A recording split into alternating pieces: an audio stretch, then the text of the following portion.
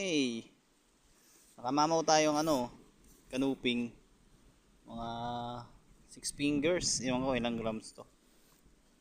Tapos ito isang manuping din. Diyan na natin nakuha sa laot.